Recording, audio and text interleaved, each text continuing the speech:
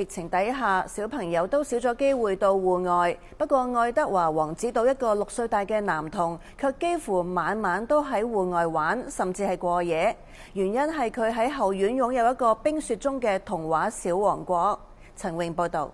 Come on inside. 6歲愛德華王子島查洛城小男孩 William Norris 呢一座圓頂小冰屋設計精緻，粉色冰磚喺雪地上猶如半透明嘅果汁糖，冰磚之間嘅雪泥猶如糖霜。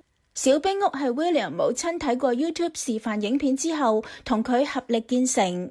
為咗冰屋快啲落成， William 好多個晚上喺後院趕工。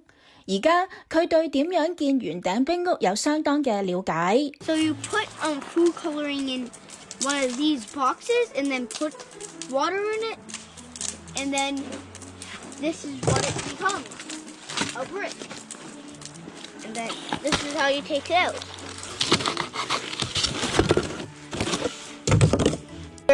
Like you can't stick it together. You need slush. Yeah.So the middle of the bricks are slush. 母親幫手令小冰屋有照明，仲搞掂咗被同床鋪。好多個晚上，兩人就喺小冰屋裏面傾偈、睇電影、食爆谷，有時甚至瞓着咗，直到天光。偶然家中狗狗亦都會嚟趁熱鬧。